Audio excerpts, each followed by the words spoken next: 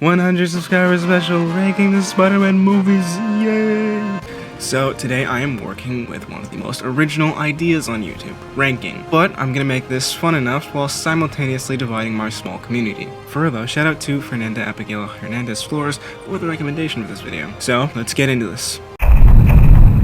Okay, so every list has a bottom of the barrel, a magnum stinker that belongs in the fiery depths of hell. And that would be to nobody's surprise The Amazing Spider-Man 2. You're a fraud, Spider-Man!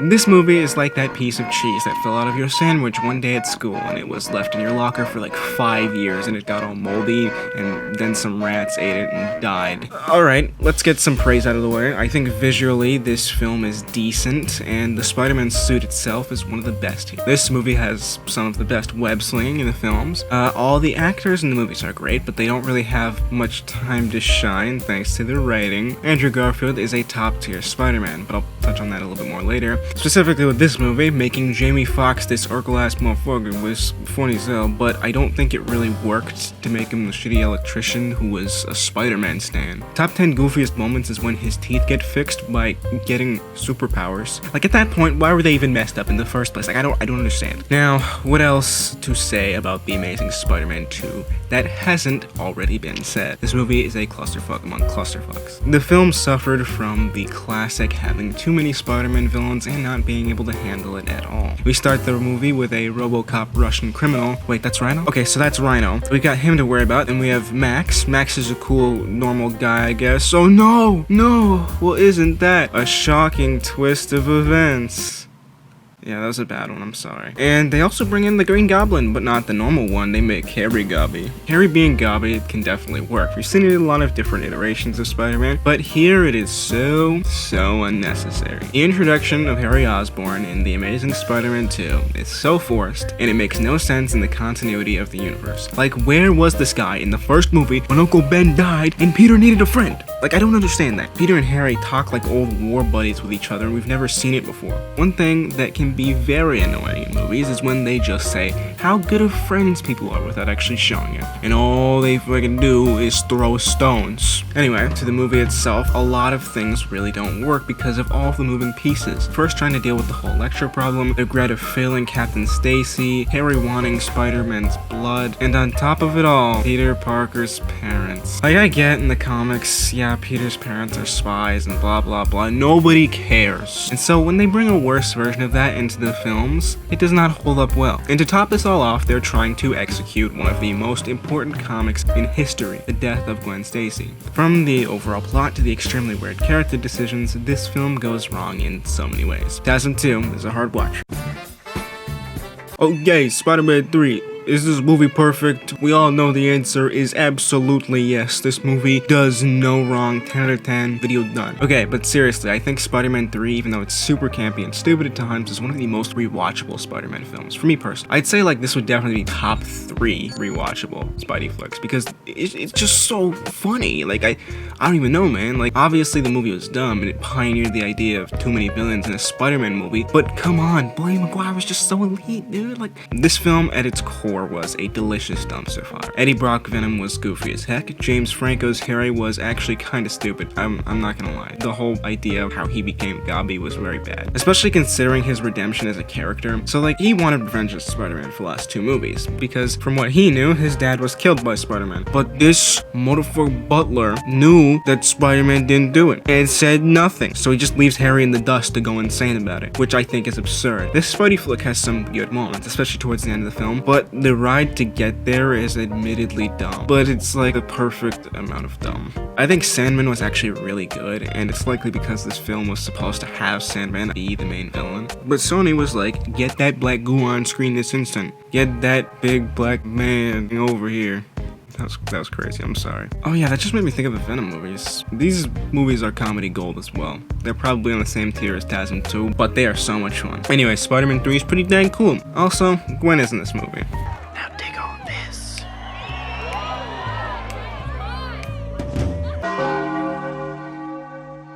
Okay, so I can finally get my full thoughts out about The Amazing Spider-Man. Andrew Garfield is phenomenal as Spider-Man. The biggest problem that we run into with these movies is the writing. But in terms of just the raw Spider-Man aura, Andrew's got it. And in terms of acting chops, he is the best of the three Spider-Man, with him being in several critically acclaimed flicks. Tick Tick Boom cooked me, by the way. Anyway, some things that don't work too well in this movie for me were the fact that he was in high school and just his general origin story as Spider-Man. He was a lot more of the alternative punk rather than this geek who likes, science and comics, and I just felt like they didn't really write him the best. As a film, TASM worked well in getting from point A to point B, maybe bumpy at times, but at least this film we had a cohesive plot, unlike its successor. Our problems with TASM mainly come down to how the characters interact with each other, and some fundamental problems I have with Peter's motivation to become Spider-Man. First, from my more film critic side, overall dialogue between all of the characters, I just feel like a lot of the conversations are kinda lifeless. In terms of my fundamental problems, it's with how Peter becomes Spider-Man. Like, when Uncle Ben dies, his motivation for becoming Spider-Man is completely revenge-based, which doesn't sit right with me for Spider-Man. His reason for becoming Spider-Man is the fact that he took responsibility for what happened with Uncle Ben. Sure, in some versions he has had those moments of revenge, but it isn't the drive for him to become Spider-Man. He basically becomes like a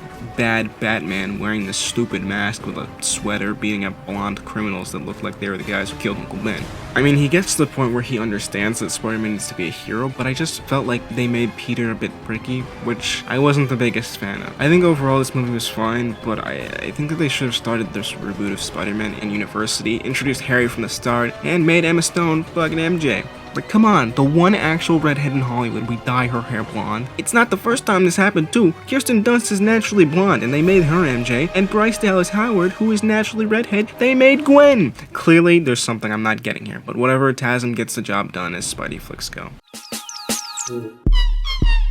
I feel like Far From Home gets a lot of hate that it doesn't really deserve. This is a good Spider-Man movie, and it deserves some respect. It set up the situation for No Way Home, and it kind of allowed Peter to start doing his own thing. Keyword, start, because it really feels like Iron Boy was still very prominent in this one. In terms of the movie itself, I really like the development of Peter and MJ's relationship, and I think that the cast of characters was a lot of fun. That's probably the best way to describe Far From Home, an overall fun time. Jake Gyllenhaal is a phenomenal actor, and he works well as Mysterio.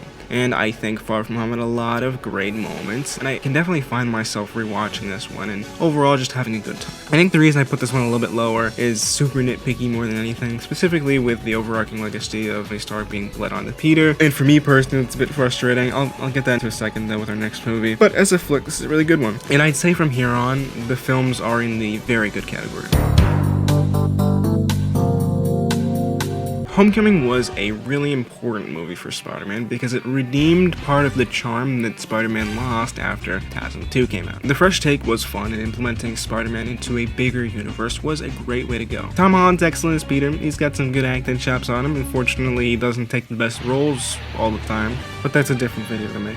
Tom Holland is another very charming Spidey, and I liked his underdog type of feel in Homecoming. We get a lot of amazing moments in this film, and the first swing in New York showing how close this version of Spidey was to the city, I think really drove the idea that this Spidey is the friendly neighborhood guy, which is partially why I like this film a bit more than Far From Home. I think the fact that it's just grounded in New York appeals to me a bit more. Michael Keaton as Vulture is amazing. He's a perfectly menacing villain, and there are a lot of great scenes. I think his motives throughout the film of just trying to make sure his family can get by are very relatable, and he's willing to do whatever it takes to protect his wife and daughter. That car ride scene where Peter and Vulture are both awkwardly talking to each other always gets me in chills. Of course, the reference to If This Be My Destiny I love, and when it comes down to it, this film is very good. But again, I have some personal problems with Tony Stark overshadowing Spidey. I mean, like, this is very much just, I'd say, a nitpick on the character, more so than like a film-related criticism. See, I have no issues with making new versions of Peter's origin story, and in fact, I don't even think having Iron Man as a sort of mentor was the worst thing ever. My biggest problem is that it sometimes suffocates Peter as his own hero. It's like the universe is telling Peter, you're like Tony, the next Tony Stark, and I felt like it was a bit like he was stealing some spotlight. Above all, what bothered me the most in this film was how much it felt like he was babysitting Peter. Like, the training wheels protocol in Homecoming felt a bit much. I don't even mind Peter having gadgets or an assistant, but it just really feels like he's a toddler being looked after. I'm not really a big fan of the babysitting aspect of a superhero, especially for Spider-Man. Again, it is a very personal gripe that when I still rewatch certain moments, it rubs me the wrong way. And going back to that moment when Peter's lifting himself out of the rubble and having that voiceover of Tony kind of just felt iffy to me. I would have preferred if it was just a silent scene of him looking at himself in the puddle next to the man. But putting aside my personal nitpicks, this movie is one of the best Spider-Man flicks, and on another day, it might compete for the next spot on this list. How's your aunt? Yeah, she's alright. Oye, la tía de una italiana que está buenísima. Alright, Spider-Man, the first one. Spider-Man 1. Okay, some din lore here. This movie came out before I was born, but it was still my first experience with Spider-Man, because being the youngest child, I would get most of the hand-me-downs, and I would watch using our good old DVD player. Most of my childhood, I grew up with a bit of a generational lag of stuff, like most of my gaming memories come from old consoles. Maybe that's a video I make another day. Anyway, the original Spider-Man, is it super corny? Absolutely. Does the dialogue and CGI hold up all the time? No, but I think as a definitive Spider-Man viewing experience, if you have a friend who has never seen any Spider-Man before and wants to watch a movie, I would recommend starting with this one. It is home to one of the most iconic origin story montages, and it's, again, a lot of fun. Some legendary moments include the upside down kiss, the swinging through New York, the showdowns with Goblin. It all created a really good Spider-Man film. Tobey as Peter is a classic. For a lot of people, Tony feels boring and corny as Spider-Man, and that's true at times, but I also think that was the intent, and that was how he was written and directed. I mean, he was meant to be more of a loser to start off with. He, again, has great charm as Spider-Man. On the other side, I think Willem Dafoe's Green Goblin is the best pure villain we've seen in a Spider-Man film. It is always just so much fun watching him do his thing, and I would love to just be on set seeing him just go nuts as Goblin. Like, that'd be very sick. Overall, with this Spidey flick, there will be times where you laugh at it and with it, but I can guarantee you that you will have a great time watching this film. I got you for 3 minutes. 3 minutes of playtime.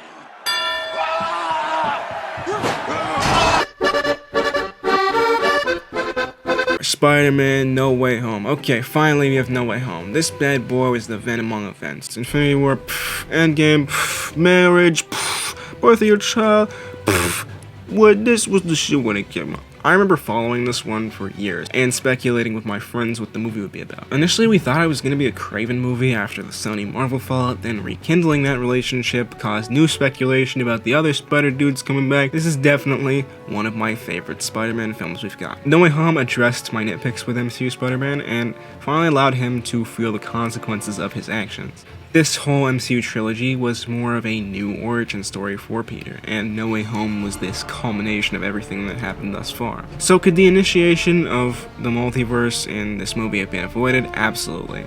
But I like to see old Spider-Man villains and Spider-Man, so I'm okay.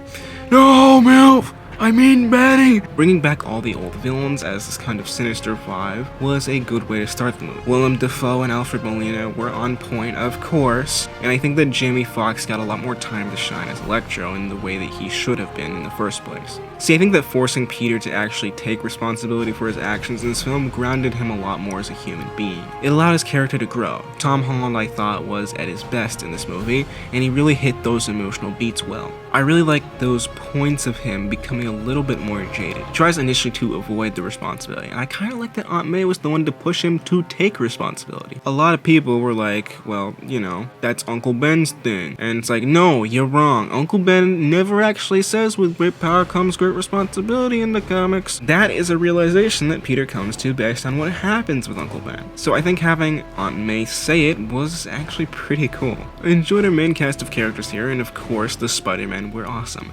Having this kind of brotherly dynamic between the three and having Tom Spidey learn some of the things from the other two I liked a lot. I am so happy that Andrew Garfield got his time to shine in a Spider-Man movie with good writing, because we all saw how good he was in No Way Home. Seeing Tobey again was super nostalgic and was one of those moments in the theater where you won't forget because everyone was screaming at the top of their lungs. I think that the final battle in this movie was one of the best that we've seen in a Spider-Man film because of all the emotional beats. That moment where Tom is just directing all of his rage onto Gobby was so great because we hadn't seen this Spider-Man get to that point before. Then having Toby step in to stop him from killing Goblin was like that last guiding moment that set Tom to be Spider-Man. This movie ended with everyone's memories being erased and it was super emotional. But again, it was a great point for Tom's Spidey maturing. This for me is one of my most rewatchable Spider-Man movies and it was a great time. And I promise you, I won't turn into a supervillain and try to kill you. Of course, Spider-Man 2 is going to be at the top of the live-action list for me, but by a little hair though. As a film, some of the others may at times be better. Does Spider-Man 2 age well all the time? No. However, I think the impacts of this film on the superhero industry are too massive to ignore. We get a lot of iconic moments and some of the best character moments in superhero films.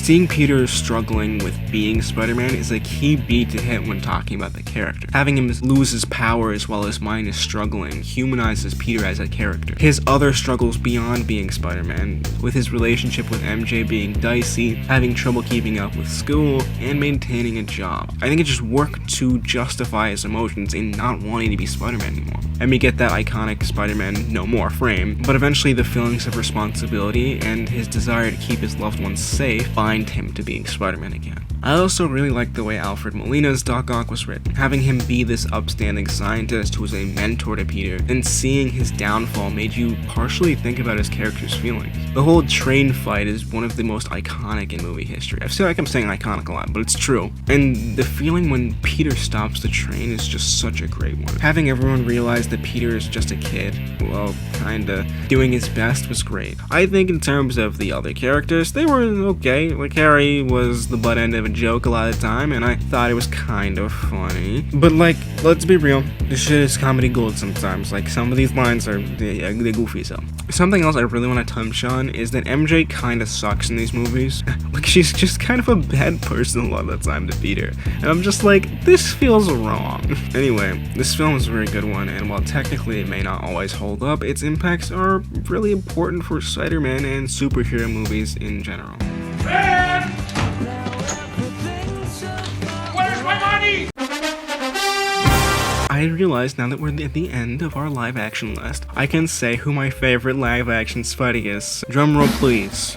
My favorite Spider-Man is actually Andrew Garfield. Because I genuinely think, like, he just feels a lot closer to comic Spidey than like most of the other guys. It just sucks that his movies are so terrible. But in No Way Home, we saw like him with good writing. Like it put a big grin on my face watching it. And he, out of all of them, again, is the best actor at the moment. And I want to see more with him as Spider-Man. Okay, next up, Across the Spiderverse. Across the Spiderverse is one of the nicest looking films I've ever watched. The animation in this film somehow managed to top the first. This movie was amazing, and there's no other way to put it. Across the Spiderverse was a piece of art, and it should be regarded as such. I think what was so great about the Into the Spider-Verse series is that these films are comic books brought to life with some of the most stunning visuals you can imagine. Like, Miles is a freaking badass in this movie, and he has some of the coldest lines ever, and it had him fully lead as a Spider-Man without being overshadowed by Peter. Gwen is another amazing character, and her constant conflict in the film is great. The whole Spider Society is a lot of fun. Miguel O'Hara is cool as shit. I'd say the score from this film tops the first, specifically talking about Daniel Pemberton's score. The movie was gorgeous from the opening sequence to the very last frame. Having each Spider universe have their own animation style was really cool, and I really felt like this movie was just a fully fledged comic brought to life. My reason for putting it number 2 is because it doesn't feel finished. I feel like a lot of reviewers have said this, but I feel the same. I feel like I need to see the whole package before I can state, yes, this is the best Spider-Man movie there is. It definitely has the potential to top the first movie, but I think where things stand, Into the Spider-Verse stands as number 1 for me. Shocking number 1, Into the Spider-Verse is my favorite Spider-Man movie. Okay, so I genuinely think that this film is a masterpiece. You know, it did win an Oscar. That doesn't always mean much. The animation blew people away when it came out, you know, and it was the first time we essentially got a comic pasted on the screen. We had a lot of great moments from all the Spider people. I loved every character of this film, from the very first Spider-Man being the perfect Peter Parker to the more realistic and the more grounded one that we normally see in Peter B. Parker. I think Peter B. Parker really shined in this movie a lot. Having this story follow loosely on the Ultimate storyline was cool, but with all the new twists, it kept you on your toes. I really like that this movie put Miles and Peter together, and I really loved their dynamics. I thought it was really key. And on that point, I think that these characters kind of needed each other. Miles reminds Peter of that spark of what it is to be Spider-Man, and Peter helps to give Miles confidence in himself to be Spider-Man and teach him the ropes. And I really love the interactions between these two. I also think that Gwen played a major part in developing Miles' confidence as well. The film as a whole felt like a love letter to Spider-Man fans, and its payoff with the whole "What's Up Danger" moment and the final interaction between Peter and Miles was some of my favorite that I've seen in any film. So yeah, that's the list. Let me know your list too, because my list for sure is not definitive, by no means at all. I welcome any hardcore Spider-Man fans and any not hardcore Spider-Man fans for discussion. Say whatever you want, I don't mind. Anyway, I want to end this video with a big thank you to everyone for being a part of this new community. It's pretty funny. On my old channel I ran with a bunch of my friends for years, we would always say 100 subs before the end of the year as a running joke, and hitting it for the first time really means a lot. So yeah, I mean, it's very special to me. So I just wanted to say a big thank you to everyone who's actually watching and supporting, and you know, I'm gonna keep fulfilling my end of the deal, my end of the bargain. Is that a thing? Subscriber bargain? Anyway, I'm still gonna put out content. Anyway, love y'all. Bye bye.